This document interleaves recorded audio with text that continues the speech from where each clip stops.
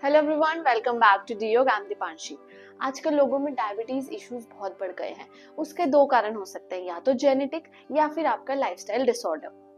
अब डायबिटीज में क्या होता है, या तो हमारी बॉडी इंसुलिन बनाना बंद कर देती है या कम इंसुलिन बनाती है, या फिर इंसुलिन तो जनरेट हो रहा है बट हमारी बॉडी उसको प्रॉपरली यूज नहीं कर पा रही है। योगा से डायबिटीज में क्या होता है, हमारी पेनक्रियाज जहाँ से इंसुलिन निकलती है, उस पेनक्रियाज को योगा से मसाज या एक्सरसाइज से मसाज मिलती है, जिसकी वजह से इंसुलिन जनरेशन ठीक हो जाता है एंड डायबिटीज कंट्रोल हो जाती है विद इन फ्यू वीक्स। सो आज की वीडियो में मैं आपको 5 आसन बताने वाली हूँ जो आपको डेली रेगुलरली परफॉर्म करने हैं to control your diabetes. Subscribe to the channel for further updates.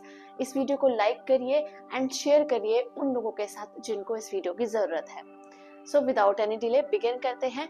पहला आसन है वज्र आसन, जिसके लिए आपको अपने घुटनों पर पहले आना है लाइक दिस, एंड देन आपको यहीं से बैठना है अपने काफ्स पर। अब इससे क्या होता है, इससे हमारे थाई जो लोअर बॉडी एरिया होता है वहां पर ब्लड सर्कुलेशन थोड़ा कम हो जाता है और सारा ब्लड सर्कुलेशन हमारा इस एरिया में आ जाता है, हमारे एब्डोमिनल रीजन में।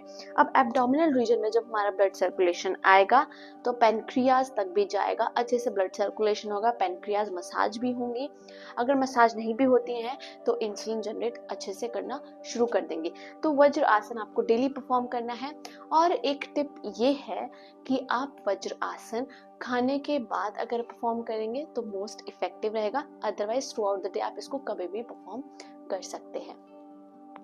इसी में अगर आप बिगनर हैं तो आप 2 to 3 मिनट्स तक बैठने से शुरू कर सकते हैं, और अगर आप कंफर्टेबल हैं तो आप इसको 5 minutes, 10 minutes, 20 minutes, even half an hour, या आप जितनी देर भी बैठ सकते हैं आप उतनी देर इसमें बैठेंगे। नाउ सेकंड इज पवन मुक्त आसन। पवन मुक्त आसन के लिए आप अपनी जगह पर ऐसे लेट जाओगे, दोनों लेग्स हमारे सीधे रहेंगे, हैंड्स हमारे साइड में। अब आपको क्या करना है, आपको एक एक पैर उठाना है, नॉट सीधा। सबसे पहले अपने टोज को पूरा फ्लेक्स करेंगे। आप देख सकते हैं पूरी मेरी टोज फ्लेक्स है। इसके बाद आपको क्या करना है, आपको इनहेल करना है, पेट में हवा भरनी है, और एक्सहेल करना है, पेट की सारी हवा बाहर। और एक्सहेल करते हुए ही, ये नहीं कि आप पहले एक्सहेल करेंगे बाद में परफॉर्म करेंगे, एक्सहेल करते हुए ही अपने पैर को लाना है, दोनों हाथों को इंटरलॉक करके पैरों के अराउंड ऐसे रखना है, नी को पूरा प्रेस करना है एंड आपको यहीं पे होल्ड करना है। इससे क्या होगा, आपकी थाई से आपका जो पेट है वो थोड़ा प्रेस होगा, जो पेनक्रियाज है वो मसाज होंगी।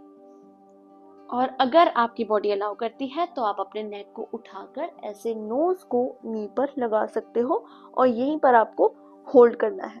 होल्ड आप कर सकते हो 5 सेकेंड्स, 10 सेकेंड्स, जितनी देर आप होल्ड कर सकते हो। जितनी देर आप सांस रोक सकते हो उतनी देर आपको सांस रोकनी है एंड होल्ड करना है।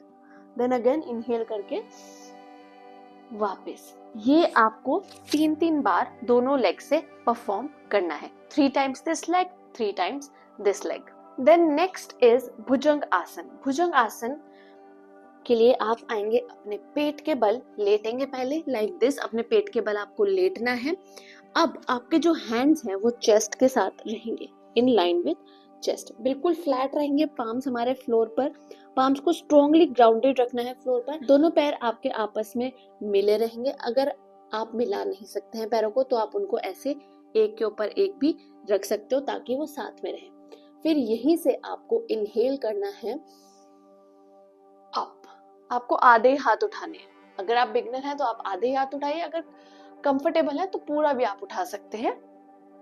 मैं आधे हाथ उठा के दिखाती हूँ। शोल्डर्स हमारे रोल्ड बैकवर्ड्स जाएंगे। सबसे बड़ी गलती रहती है कि हम अपने शोल्डर्स को ऐसे रखते हैं, shoulder rolled backwards, chest out, look up. अब इस आसन में क्या हो रहा है, अगेन मेरा एब्डोमेन स्ट्रेच हो रहा है।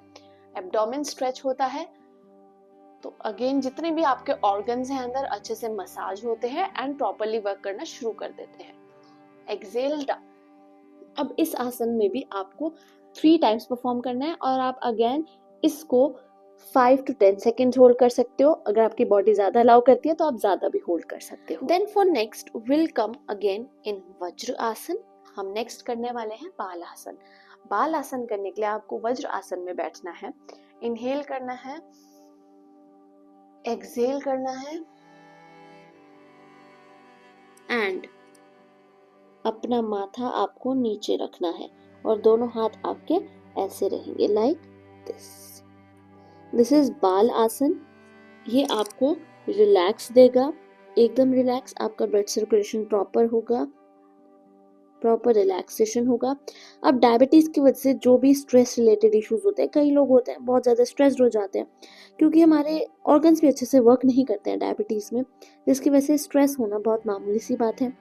तो ये सभी आसन डायबिटीज़ कंट्रोल करने के साथ साथ आपके स्ट्रेस को भी मैनेज करेंगे।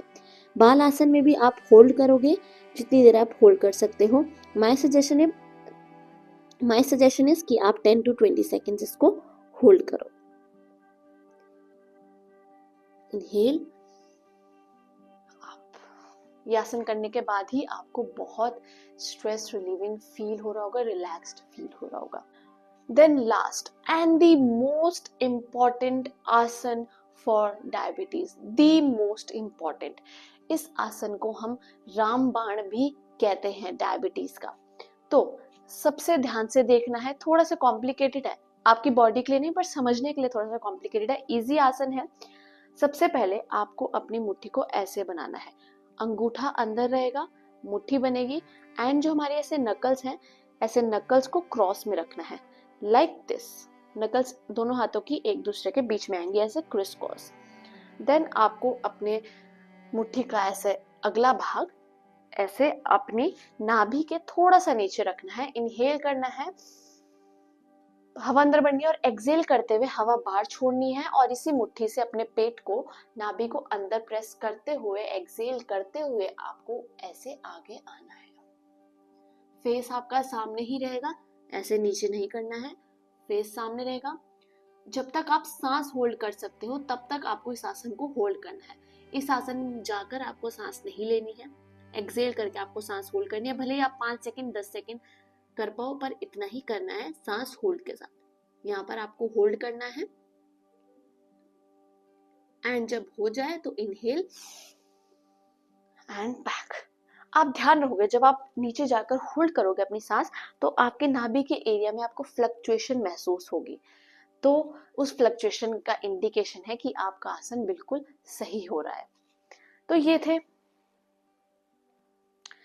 ये भी आपको 3 टाइम्स परफॉर्म करना है। Each time 5 to 10 seconds hold करना है।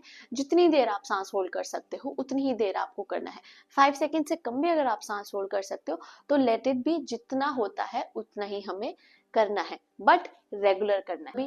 ये 5 आसन जो मैंने इस वीडियो में बताए हैं, ये तभी वर्क करेंगे अगर आप अपनी प्रैक्टिस के साथ रेगुलर रहोगे। एटलीस्ट 6 days अ वीक तो आपको परफॉर्म करना ही है। And side by side most important tip आपके लिए ये है कि आपको डेली वॉक करना है। मॉर्निंग वॉक, इवनिंग वॉक, जो भी आपके रूटीन के साथ सूटेबल बैठती है वो आपको करना है, अपने स्टेप्स पूरे करने हैं, एंड साथ ही साथ आपको ये आसन परफॉर्म करने हैं। वॉक पे जाने से पहले या वॉक से आने के बाद या कभी भी थ्रू आउट द डे आप ये आसन परफॉर्म कर सकते हो। वज्र आसन पहला जो मैंने बताया था वो आप कभी भी through out the day perform कर सकते हो, लेकिन बाकी जो भी मैंने आसन बताए हैं उनके लिए आपकी मील और इन आसन के बीच का गैप एटलीस्ट 2 hours होना चाहिए।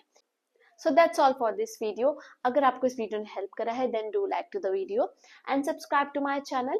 और आप मुझे कमेंट करके बता सकते हो कि आप नेक्स्ट वीडियो किस टॉपिक पर देखना चाहते हो। I will see in the next video. Till then take care, bye bye, Hariom.